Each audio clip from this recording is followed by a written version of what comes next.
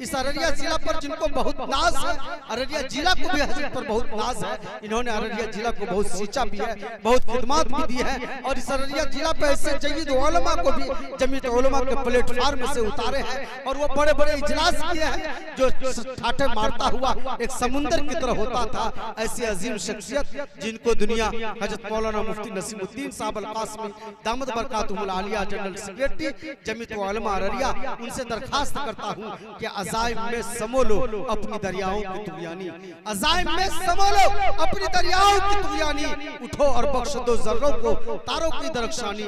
हजरत मौलाना मुफ्ती नसीमुद्दीन साहब अल कासमी दामद बरकातुहुल आलिया हम तमाम लोग के बीच अपने नासिहाना किताब के साथ और साथ ही साथ मैं लोगों से अर्ज करना चाहता हूँ कि आपके बीच आप कैमरे में कैद हो रहे हैं, NSTV के बीच में आप पड़े हुए हैं, इसलिए आने जाने का फिजा न बनाए। आपका ये जलसा एक तारीखी यादगार जलसा हो, इस तरह का एक फिजा बना करके आपके जलसे को कामयाब बनाए। हजरत मुफ्ती साहब हम तमाम लोगों के बीच।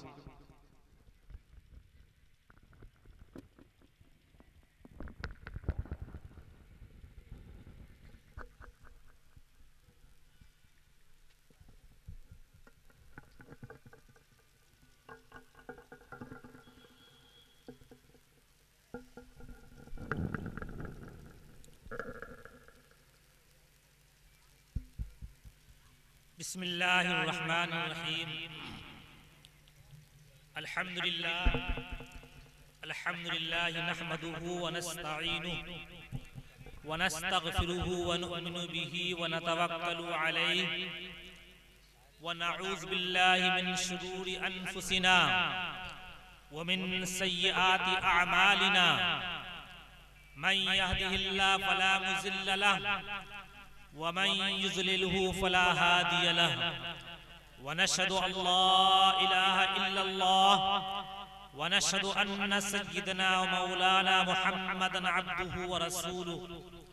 अम्मा बअद फ़क़द क़ाल अल्लाहु तआला फ़िल क़ुरआनिल मजीद वल फ़ुरक़ानिल हमीद। फ़अऊज़ु बिल्लाहि मिनश शैतानिर रजीम। बिस्मिल्लाहिर रहमानिर रहीम। वअतसिमू बिहब्लिल्लाहि जमीआ। सदक़ल्लाहुल अलीयुल अज़ीम।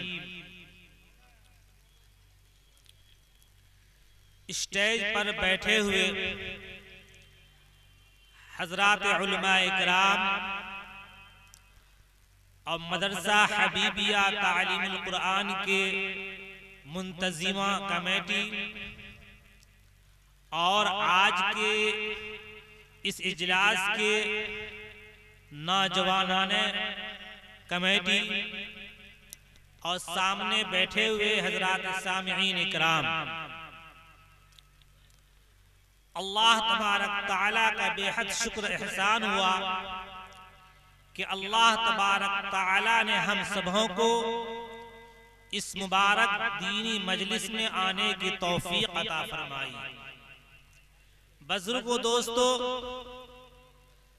सबसे पहले मैं मुबारकबाद देना चाहूंगा इस जलसा के मुंतजिमा कमेटी को, जिन्होंने इतना बड़ा इंतजामात किया है और वसीओ अरीस पिंडाल को बनाया है। बहुत खुशी और मुसर्रत की बात है और हर तरह के इंतजामात को मुकम्मल किए हैं। लेकिन हमारे बहुत सारे भाई ऐसे हैं जो कि अभी सड़कों में घूम रहे हैं, बाजारों में घूम रहे हैं या अपने घरों में हैं। उनको मालूम है कि मदरसा हबीबिया के अंदर एक बहुत बड़ा अज़ीमुश्शान इजलास मुनाकिद हो रहा है, जिसमें बड़े बड़े उलमाए किराम के बयानात होंगे। लेकिन अभी तक वह इस जलसागाह में तशरीफ नहीं ला सके। लेकिन आप हजरात खुशकिस्मत है कि आप हजरात दीन की अहमियत को समझकर आप हजरात ने पेशकदमी की और इजलास में तशरीफ लाए। मैं दुआ करता हूं कि अल्लाह तबारक तआला आपके इस अमल को कबूल फरमाए। हजरात गिरामी, अभी कारी साहब ने चंद अशआर पढ़े थे, मैं उसी तरफ आपको ले जाना चाहूंगा कि आप आज जिस मुल्क के अंदर रहते हैं, ये मुल्क हिंदुस्तान, ये हमारा मुल्क है और इस मुल्क के अंदर हमारी तारीख 1-2 साल की नहीं है, 100-200 साल की नहीं है, बल्कि हमारी तारीख बहुत पुरानी तारीख है। आपको मालूम होना चाहिए कि आप जिस मुल्क के अंदर रह रहे हैं, इसी मुल्क के अंदर तकरीबन 800 बरस तक मुसलमानों की हुकूमत थी। 1-2 बरस नहीं, 100-200 साल नहीं, बल्कि तकरीबन 800 बरस तक मुसलमानों की हुकूमत थी। लेकिन हमारी गफलत की वजह से और हमारी लापरवाही की वजह से यह हुकूमत हमसे छीनी चली गई और अंग्रेज इस मुल्क पर काबिज हुआ और अंग्रेज इस मुल्क पर हुकूमत करने लगा। लेकिन बुजुर्गों दोस्तों, मुल्क छीना था अंग्रेज ने मुसलमानों से, इसीलिए सबसे ज्यादा दर्द और फिक्र मुसलमानों का था कि किस तरीके से अंग्रेज को हिंदुस्तान से निकाला जाए और अंग्रेज की हुकूमत को खत्म किया जाए। चुनांचे तारीख में है कि सन 1799 ईस्वी के अंदर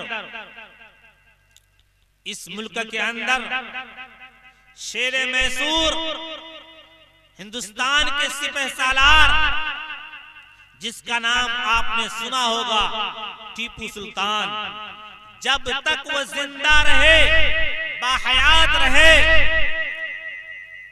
अंग्रेज की हिम्मत नहीं होती थी कि खुल्लम खुल्ला ऐलान कर सके कि इस मुल्क के अंदर मुकम्मल कब्जा हमारा है।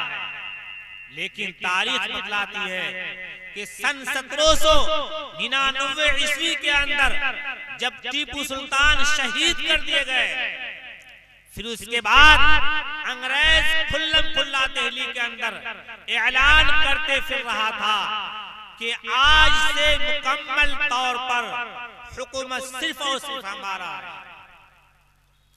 लेकिन बुजुर्गों दोस्तों, तारीख बतलाती है कि उस वक्त दिल्ली के अंदर बड़े बड़े उलमा कराम मौजूद थे। उन्हीं उलमा कराम में से आपने नाम सुना होगा शाह वलीउल्लाह रहमतुल्लाह अलैह का। शाह वलीउल्लाह रहमतुल्लाह अलैह के एक बहुत बड़े बेटे और चश्मो चिराग शाह अब्दुल अजीज रहमतुल्लाह अलैह थे। जब उन्होंने सुना कि अंग्रेज की फौज ने ऐलान किया है कि आज से सिर्फ और सिर्फ हुकूमत मेरा चलेगा, तो शाह अब्दुल अजीज रहमतुल्लाह अलैह ने खुल्लम खुल्ला ऐलान किया कि ए मुसलमानों, आज से हर मुसलमान पर जिहाद करना फर्ज ऐन हो गया है और उस वक्त तक जब तक कि इस हिंदुस्तान से अंग्रेज को नहीं भगाओ।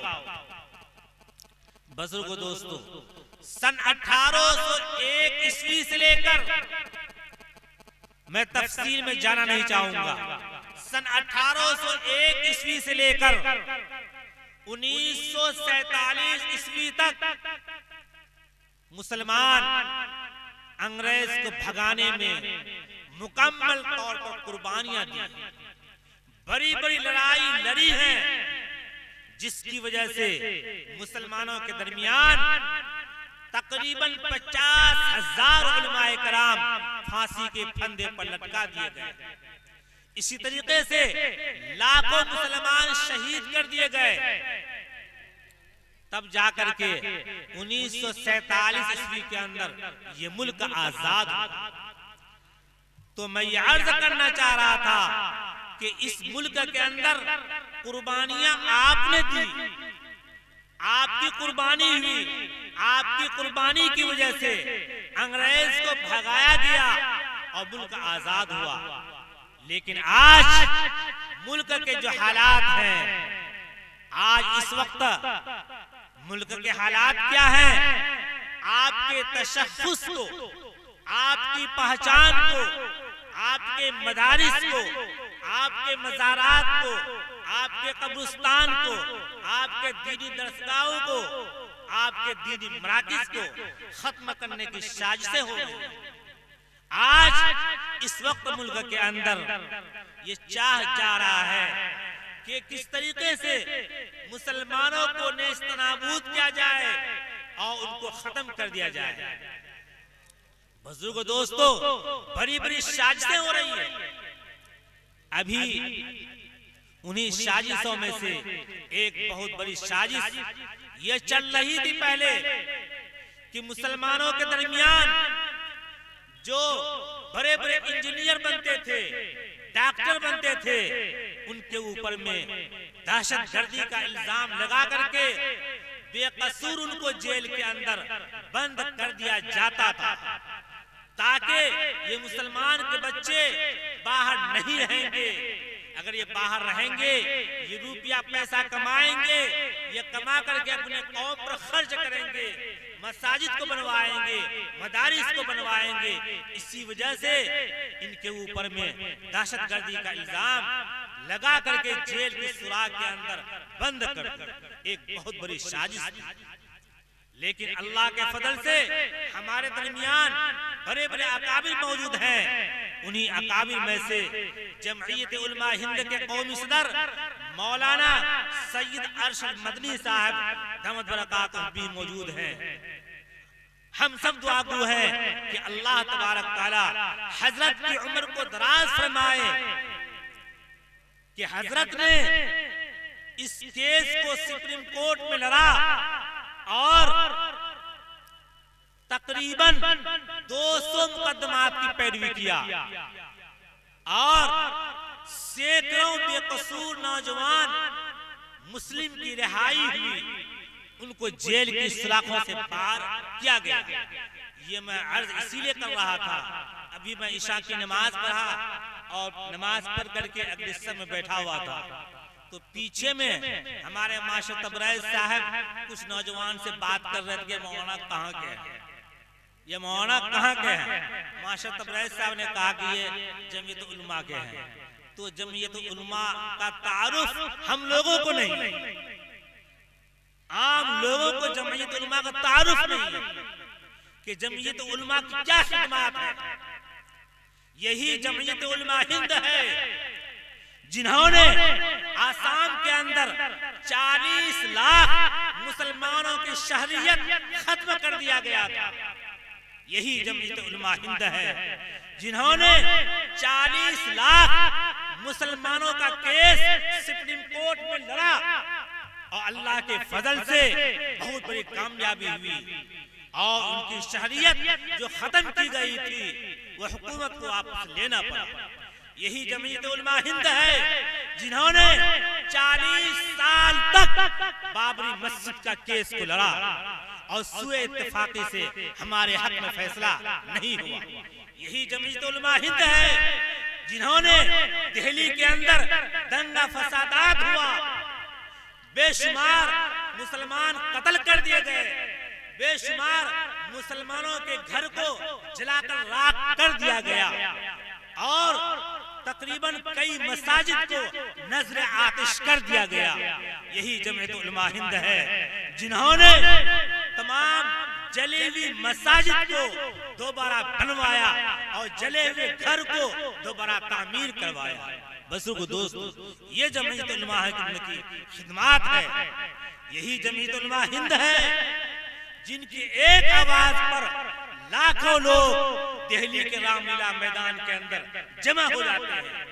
आज इस वक्त सिर्फ और सिर्फ जमीयत उलमा हिंद ही वाहिद मुसलमानों की ताकत है, मजहबी जमात है, ये कोई सियासी जमात नहीं है। अगर जमीयत उलमा हिंद नहीं होता तो आपकी तशख्खुस इस हिंदुस्तान के अंदर बरकरार नहीं रहती, आपके वजूद को खत्म कर दिया जाता। आज फिरका परस्त ताकतें जो चाह रही है, नापाक मनसूबे बना रही है कि किस तरीके से हिंदुस्तान से मुसलमानों के वजूद को खत्म कर दिया जाए, तो सबसे पहले जमीयत उलमा हिंद ही आवाज लगाती है मुसलमानों के हुकूक को लेने के लिए और हासिल करने के लिए, चाहे उनको सुप्रीम कोर्ट का दरवाजा खटखटाना पड़े। आपको मालूम होना चाहिए सुप्रीम कोर्ट के अंदर एक वकील की वकालत की फीस तकरीबन 1 घंटे का 1 लाख रुपए होता है, लेकिन जमीयत उलमा हिंद मुसलमानों के हुकूक के लिए सैकड़ों मुकदमात की पैरवी सुप्रीम कोर्ट में करती है। ये है जमीयत उलमा हिंद की तारीख। और उसी जमीयत उलमा हिंद का अदना खादिम मैं मोहम्मद नसीमुद्दीन जिला अररिया के अंदर काम करता हूँ। बुजुर्ग दोस्तों, इसीलिए हम सबको तारीख से वाकफी जरूरी होना चाहिए। जमीयत उलमा हिंद इनका वजूद 1919 में हुआ, तकरीबन 100 बरस इसका वजूद का होने से हो गया है। तब से लेकर हिंदुस्तान के आजादी से पहले से लेकर हिंदुस्तान के आजादी के बाद तक ये सिर्फ और सिर्फ मुसलमानों के हुकूक के लिए लड़ाई लड़ती है। बुजुर्ग दोस्तों, इसीलिए हम सबको जमीयत उलमा हिंद की तारीख से वाकिफ होना जरूरी है। तो मैं ये अर्ज कर रहा था कि वातसिमू बिहब्लिल्लाह, इस वक्त मुल्क के अंदर जो हालात है, इन हालात के तहत हम सबको सिर्फ और सिर्फ अल्लाह की रस्सी को मजबूती के साथ पकड़ना होगा। आज फिरका परस्त ताकत चाहती है, आप सामने देख लीजिए, सामने रमजान आ रहा है, आज लॉकडाउन की तरफ मुल्क बढ़ रहा है, अखबारात में पढ़ रहे हैं, मोबाइल में देख रहे हैं कि कई शहरों के अंदर लॉकडाउन होने जा रहा है। क्यों? ये बहुत बड़ी साजिश है, बहुत बड़ी साजिश है। हुकूमत को मालूम हो चुका है इन मदारिस के जरिए से इस्लाम का वजूद इस हिंदुस्तान के अंदर है, और इन मदारिस के अंदर उलमा पैदा होते हैं, और यही उलमा के जरिए से हिंदुस्तान के अंदर इस्लाम का वजूद है। लिहाजा इन मदारिस को कमजोर किया जाए। आप देखते होंगे कि जो उलमा इन मदारिस से जुड़े हुए हैं, मदरसे से जुड़े हुए हैं, 1 साल से 1.5 साल से उनकी माशी जिंदगी को देखिए। बहुत सारे उलमा जो मदारिस से जुड़े हुए थे, मदरसों को छोड़ करके वो दूसरे चीजों में लग गए, वो माशी एतबार से बहुत नीचे की तरफ चले गए। तो हुकूमत ये चाह रही है कि ये उलमा किराम को माशी एतबार से कमजोर किया जाए। जब ये कमजोर हो जाएंगे तो दीन की इशाअत नहीं करेंगे, दीन नहीं फैलेगा। इसीलिए बुजुर्ग दोस्तों, अभी हम पिछले महीने में दिल्ली के अंदर भी मेरा जाना हुआ था, दिल्ली मरकज जाना हुआ था। आज तक मरकज के अंदर ताला लगा हुआ। क्यों?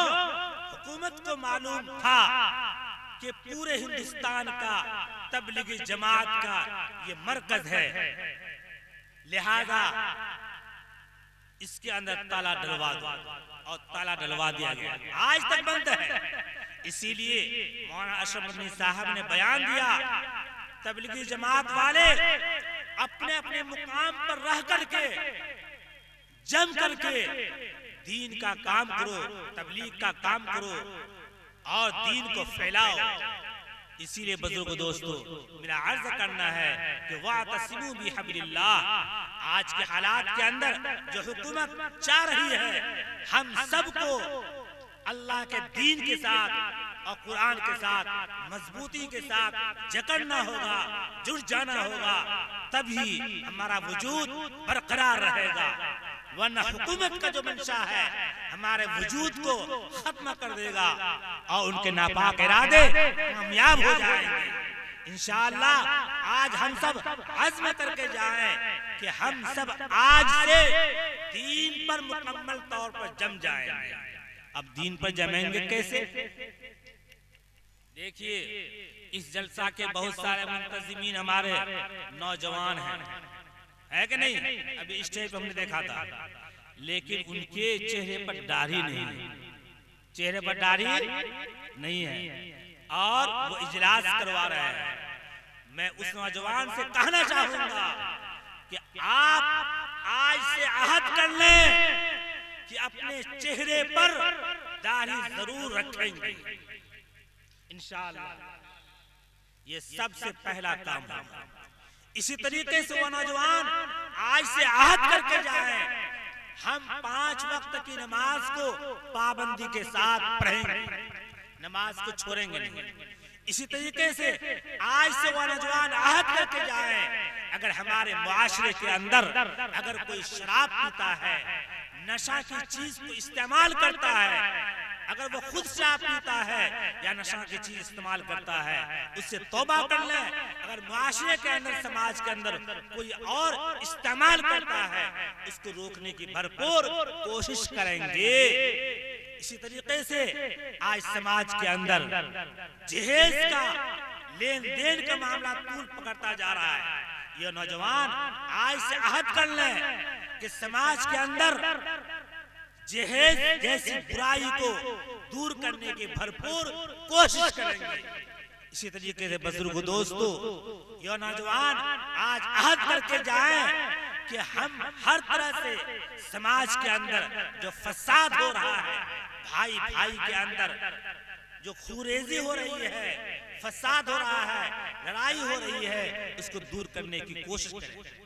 ये नौजवान आज अहद करके जाए कि हमारे जो माँ बाप बूढ़े हैं, ज़ईफ है, कमजोर है, उस घर के अंदर नौजवान बेटा है, वो नौजवान बेटा अपने माँ बाप को सताता है, परेशान करता है, तो ये नौजवान आज से अहद करके जाए, हम वैसे घर की निशान दही करेंगे जिस घर के अंदर उस बुरे माँ बाप को सताया जाता है, परेशान किया जाता है, उनके नौजवान बेटे को समझाएंगे कि माँ बाप के साथ अच्छाई का मामला करो। चूंकि कुरान करीम कहता है, वक़ज़ा रब्बुका अल्ला ताबुदु इल्ला इय्याहु व बिल वालिदैनि इहसाना, कि अल्लाह की इबादत के साथ साथ माँ बाप की इताअत करो, माँ बाप के साथ अच्छाई का मामला करो, हुस्न सलूक का मामला करो। आगे कुरान कहता है, इम्मा यब्लगुन्ना इंदकल किबर अहदहुमा औ किलाहुमा, अगर तुम्हारे माँ बाप में से कोई एक बुढ़ापे की उम्र को पहुंच जाए या ज़ईफी की उम्र को पहुंच जाए, फला तकुल लहुमा उफ़िन, तुम अपने माँ बाप को यूं तक डांटना डपटना दूर की बात है, यूं तक मत कहो, उफ तक मत कहो। इसीलिए अगर हम इस बुराई के अंदर मुब्तला है, इस मर्ज के अंदर मुब्तला है, तो इस जलसे के अंदर आज तौबा कर ले, इंशाअल्लाह हम अपने माँ बाप को नहीं सताएंगे और माँ बाप की मुकम्मल इताअत करेंगे, फर्मा बरदारी करेंगे इंशाअल्लाह। इन्हीं चंद बातों के साथ मैं अपनी बात को खत्म करता हूँ।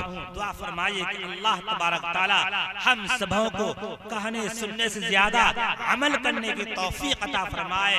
वमा अलैना इल्लल बलाग व आखिरु दावाना अल्हम्दुलिल्लाहि रब्बिल आलमीन। माशाअल्लाह।